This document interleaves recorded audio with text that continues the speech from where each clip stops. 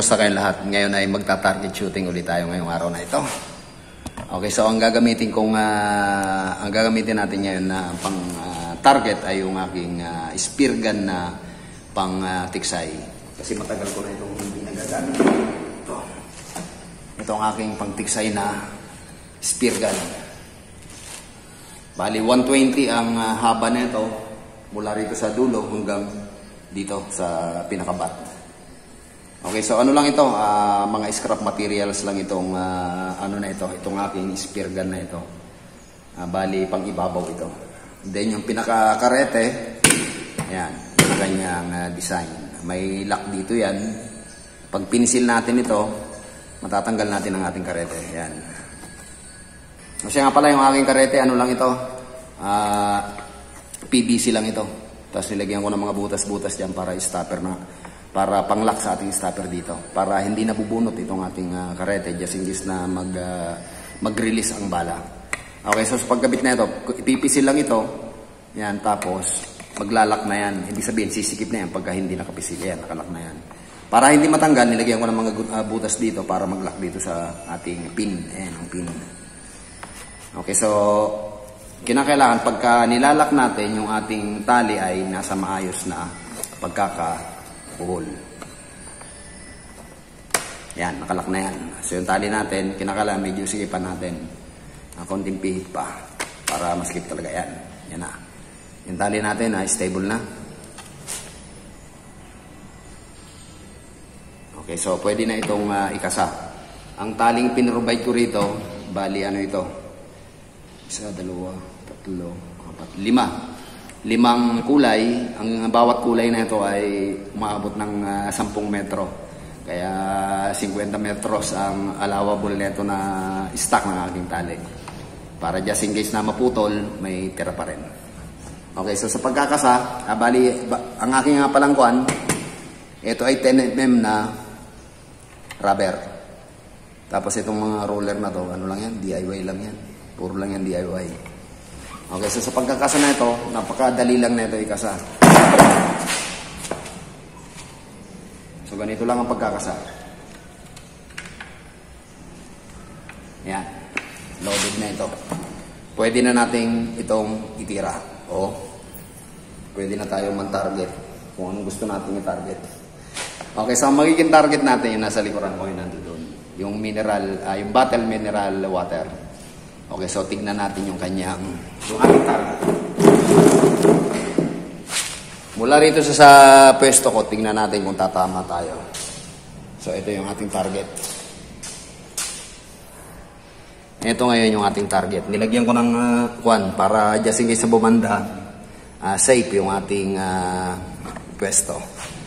Okay, so pag magpa-practice kayo, ingat lagi kayo sa paggamit ng mga ganitong gamit gawa ng medyo talagang delikado ito. Okay, so tignan natin kung tatama tayo sa ating target. So yung target natin ay yung mineral water. Okay, mula rito sa side na to, titignan natin kung tatama tayo.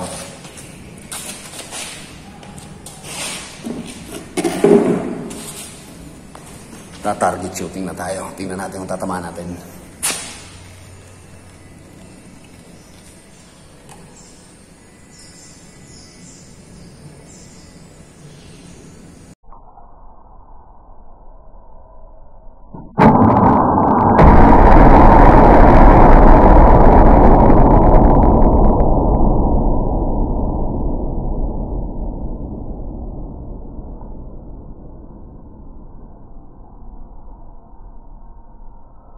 Yun.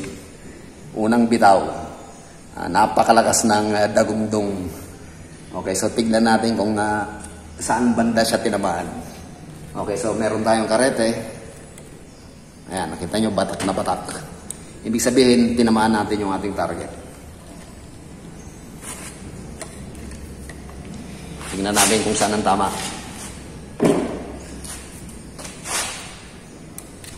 Okay, sa ganito, hindi kayang batakin kasi bumaon sa plywood yung ating bala. Pero kung isda yan, siguro kayang atakin. Kaya lang, medyo matigas batakin. Parang hindi kaya ako. Kasi bumaon sa plywood. Kaya yun, nag-aalugan dun sa bandaron. Okay, so tingnan natin yung kung saan tinamaan. Okay, so yan ang tama. Doon siya tinamaan sa lugar na ito. Ewan ko kung tumagos. Ay, tagos pa yung ating bala sa kabilang plywood. Ito yung ating bala. Tagos. Tumagos pa ito. Ayan o. Ito yung ating bala. Okay, so yung plywood na ito ay ano ito? 1/2 ang kapal. Tapos meron pang 1/4 na extra sa ibabaw. Kaya bali 3/4 ang tinagos ng ating bala. Kaya matigas bunutin.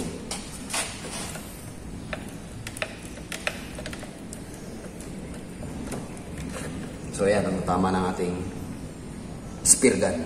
Yung bala ko na to ay 8 inches ang haba. Isang dangkal lang.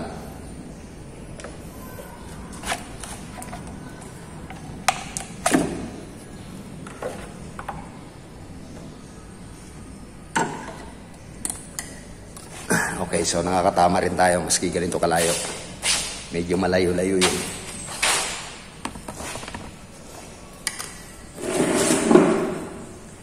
Okay, so ang Dyneema ang aking ginamit dito na tali. Napakanipis lang. Ayan. Halos kasing laki lang ng sinulid mismo na kuhan. Kaya lang, ito ay, ang kaya na ito ay 15 kilos. Ang kaya na itong buhatin. Then yung aking bala, ganito lang yung design. Ayan, ganyan lang ang design ng aking bala. Maglalak sa ating trigger. Sabitan ito ng ating wishbone. Tapos ganito ang design ng aking pinakaunahan. Kaya ganito ang ginawa ko para mas mabigat yung bandang unahan. Para maganda ang bulusok. Ito kasi ang kuwan ko naobserbahan ko. Mas maganda kung mas mabigat ang bandang ulo o unahan. Tapos ganyan ang kanyang design. So bahala na kayo kung anong gusto nyong pagkaka-design ng bala. Okay, so pwede pa nating i-testing kung kaya pa nating magpatama uli. Okay, sa pagkakasa na ito, pwedeng ganito ang gawin. Ito yung ating bala. Kung saan ang inyong pagkakatali dito nagtapos, ibig sabihin, kung pag ganito ang ikit, dapat ang posisyon ng bala nyo, nakaganito rin. Kung sa kabila nagtapos, ilalagay nyo sa posisyon doon yung bala. Dito sa ating spear gun. Ibig sabihin, pagka nakaganito siya, dito nagtapos, dapat dito sa ilalagay yung ating tali. Kung sa kabila naman kayo nagpihit, dito nyo ilalagay yung tali. Okay, so pwedeng ilulusot muna natin yung ating bala. Then, ikakasa natin. Yung aking trigger ay napaka-kuan lang nito, napakalambot niyang ikasa. Tututok lang dyan, tapos konting ano lang ganyan, ang kasado na kagad yan. Hindi na mahugot yan. Stable na stable yan. Kahit paanong gawin nyo dyan, hindi na matatanggal yan. Then, ipoposition na natin yung ating yung ating tali o yung ating karete.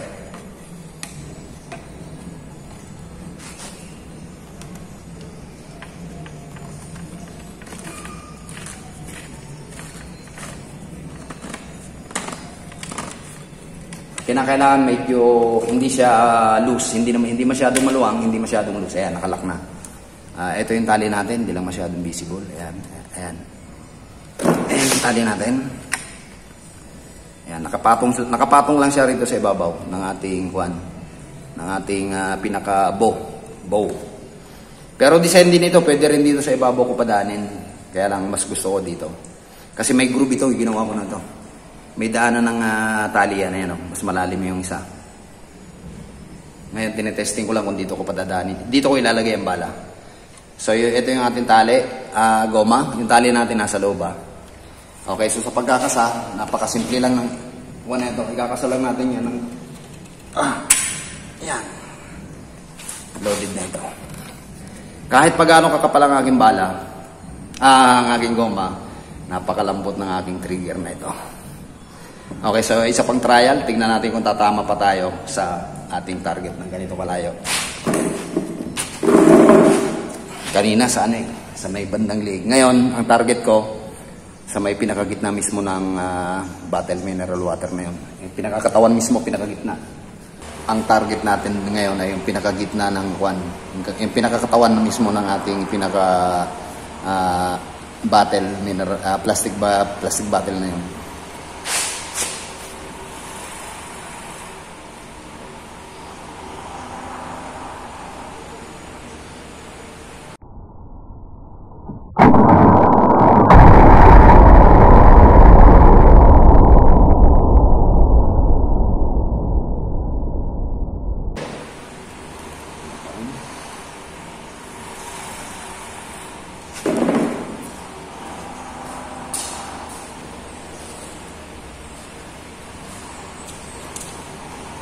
Okay, so ang tama, yun. Ito ang tama ng ating kuwan. Yun. Sapol sa gitna ng ating mineral water. Okay, so kung yan ay tilapia, pwede nating kunin yan. Hahatakin natin yan sa pamamagitan ng ating karete.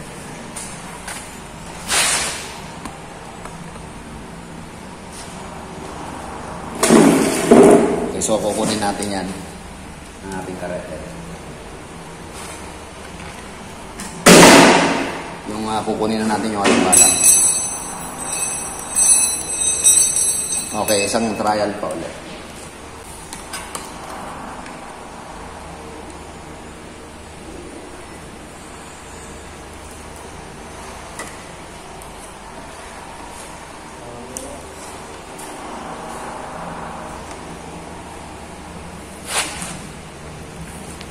Okay, loaded na ulit ito. Tingnan natin kung tatama pa tayo sa ating target.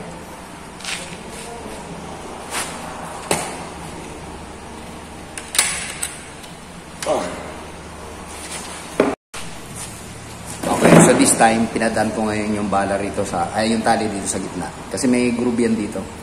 Yan, may daanan ng tali rito sa pinaka ating groove. Yan. Ito yung tali natin.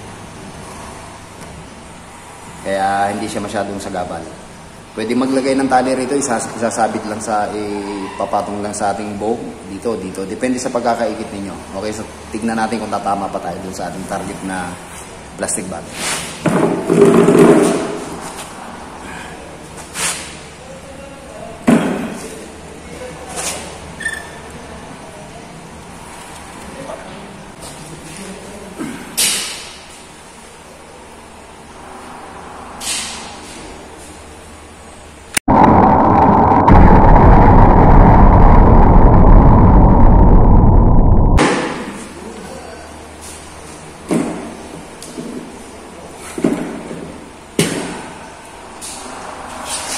Okay, so tignan natin kung saan tayo tumama.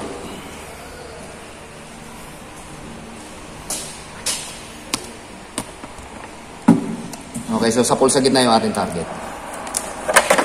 Yan ang ating tama ngayon. So hindi napuputol yung ating tali. Napakatibay na ito kasi ito ay Dyneema.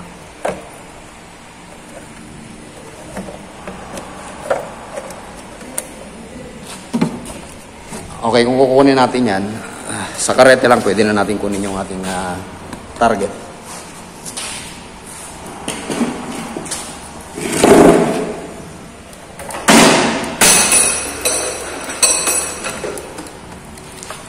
Okay, so ito yung ating target kanina.